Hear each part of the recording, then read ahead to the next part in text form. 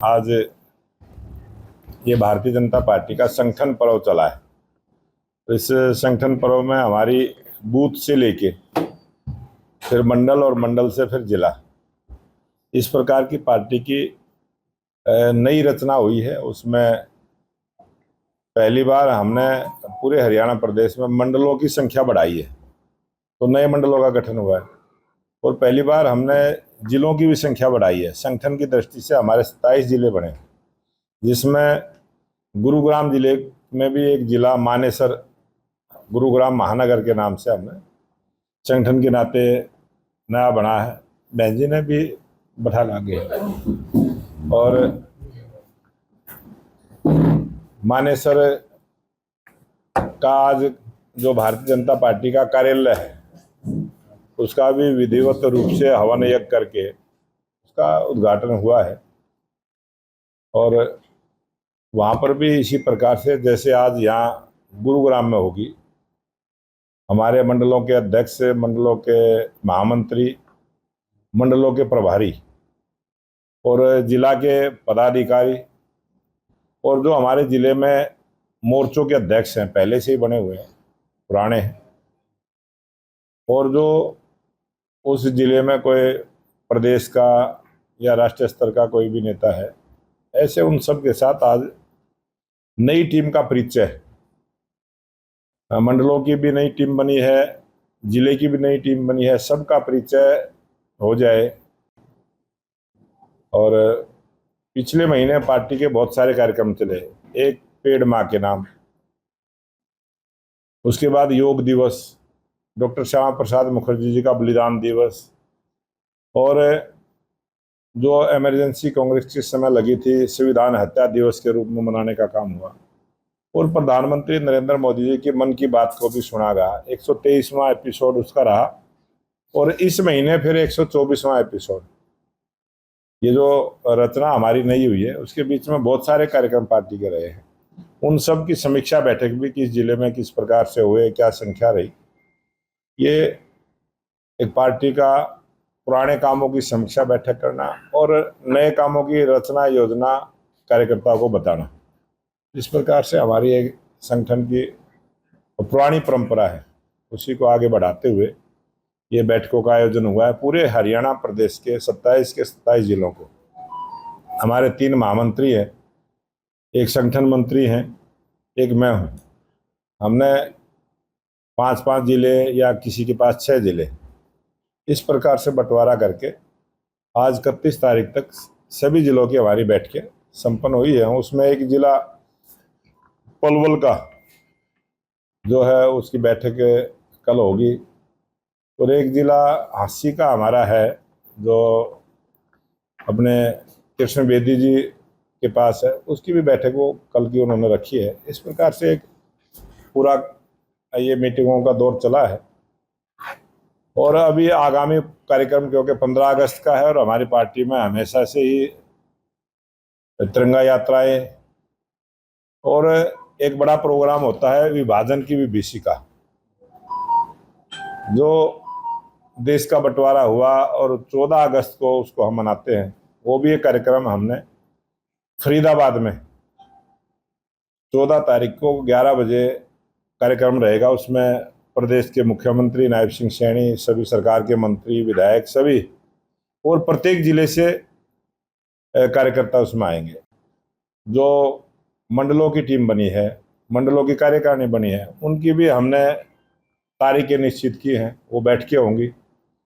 और हमारे जो जिले की कार्यकारिणी बनेगी उसकी भी 10 अगस्त के आसपास, 10 अगस्त तक हमारी संगठन की वो कार्यकारिणी की बैठकें भी रहेंगी। 1+65 का हमारे जिले का जिला कार्यकारिणी होती है। उसमें कुछ विशेष आमंत्रित सदस्य रहते हैं, सभी विधायक हैं, जो प्रदेश की टीम के सदस्य हैं, राष्ट्रीय टीम के सदस्य हैं। वो जिला की हमारी जो कार्यकारिणी बनती है उसमें विशेष आमंत्रित के तौर पर सदस्य रहते हैं, वो हमारी बैठकें रहेंगी। उसी प्रकार से हमारी मंडलों की रहेंगी। 1+45 की संख्या में जो मंडल की कार्यकारिणी बनती है, और वो मंडलों की भी कार्यकारिणी की बैठकें रहेंगी। इस प्रकार की योजना रचना हमने की है और कार्यकर्ताओं से परिचय हुआ है। इस प्रकार से ये आज हमारा बैठकों का दौर चला है और संगठन तेज गति के साथ काम करे, उसके लिए जिस प्रकार से लगातार 2 महीने से हरियाणा प्रदेश प्रधानमंत्री नरेंद्र मोदी जी की मन की बात को सुनने में 1 नंबर पर रहा है और पहली बार हरियाणा प्रदेश में 20,629 बूथों पर प्रधानमंत्री नरेंद्र मोदी जी की मन की बात को सुना गया है। हरियाणा उस श्रेणी में शामिल हुआ है और लगातार 2 बार से पूरे देश में 1 नंबर पर हरियाणा रहा। आप अपनी तो बैठ के हमारी लगातार तीसरी बार हरियाणा में भारतीय जनता पार्टी सरकार है और आपने 2014 से पहले का भी गुड़गांव देखा होगा और 2014 के बाद का भी गुड़गांव देखा है। बहुत सुधार हुआ है, लेकिन जब इस प्रकार से रेनी सीजन होता है, एक अचानक से बारिश आती है, कहीं कोई चूक रहती है, उसकी जानकारी भी आती है और उसको दुरुस्त भी करते हैं। मैं खुद देख के भी आया हूँ 2 स्थानों पर। वो एक गांव था, कौन सा था वो, नरसिंहपुर गांव में खड़ा होकर देख के भी आया हूँ। खांडसा में वो एक सर्विस लाइन में पानी भरा हुआ देख के आया हूँ। ये कहीं ना कोई मैं ये भी देख के आया हूँ कि कई जगह घास फूस जमा हुआ है, मिट्टी भरी पड़ी है, उसको साफ नहीं किया गया है, जबकि बहुत अच्छे से पैसा खर्च हुआ है, बहुत अच्छा विकास का काम हुआ है, नाला सीवरेज की व्यवस्था हुई है, लेकिन एक थोड़ा सा सफाई ना होने के कारण पानी भर गया है। तो इस प्रकार की है, उसको हम दुरुस्त करेंगे बहुत जल्दी। अधिकारियों की लापरवाही है पूरी तरह से, आपने भी कहा ये अधिकारियों की चूक है, वो काम करने में उनसे चूक हुई है, उसको ठीक करेंगे। अध्यक्ष जी आप पद दे रहे हो, जिला अध्यक्ष भी आपके साथ बैठे हैं, बाकी आपने पार्टियां कार्यकर्ता संगठन के काम के साथ साथ सेवा का काम भी करता है और सरकार का सहयोगी के रूप में भी काम करता है। पावर भी तो है सर, ये किसी से काम करा सके और वो पावर का आपको पता नहीं है, लेकिन इनको पावर का पता है, इनको पूरी पावर है। आप अलग अलग बैठकों की बात कर रहे हो, मंडल स्तर की बैठक हो रही है। आज कांग्रेस की दूसरी डेडलाइन पूरी हो रही है 31 तारीख को। पहले 30 जून था, अब जुलाई की आज अंतिम तारीख है। आप ही किस करते हो सामने मजबूत संगठन को? नहीं, कांग्रेस तो बहुत मजबूत संगठन है, कांग्रेस का वो दिखाई नहीं देता। कांग्रेस का संगठन जो है इतना मजबूत है, आपने देखा होगा लोकसभा की कार्रवाई को रोक देते हैं। वो इस प्रकार का व्यवहार लोकसभा में करते हैं, ये देश की जनता जानती है, देश की जनता देखती है। आजकल तो आपके इलेक्ट्रॉनिक मीडिया, प्रिंट मीडिया के माध्यम से छोटी छोटी सी जानकारी भी लाइव देखने को मौका मिलता है लोगों को, और वो लोग देखते हैं। आज देश की जनता का कांग्रेस से मोह भंग हो चुका है। आज कोई भी कांग्रेस से जुड़ना नहीं चाहता। आज देश की जनता पूर्ण रूप से भारतीय जनता पार्टी के और देश के प्रधानमंत्री नरेंद्र मोदी जी की नीतियों के खुश हैं, उसी से वो जुड़े हैं, और यही कारण है कि उनका संगठन खड़ा नहीं हुआ। वो एक परिवार की पार्टी बन गई। आज कांग्रेस पार्टी कहने को राष्ट्रीय पार्टी है, लेकिन वो एक परिवार की पार्टी है और प्रांतों में कई कई परिवारों से बंधी हुई पार्टी हो गई है। कितना नुकसान देश को हो रहा है? कांग्रेस पार्टी कभी देश के बारे में नहीं सोचती। कांग्रेस पार्टी परिवार के बारे में सोचती है और भारतीय जनता पार्टी देश के बारे में सोचती है। इसलिए देश के प्रधानमंत्री नरेंद्र मोदी जी बार बार उस बात को आगाह भी करते हैं।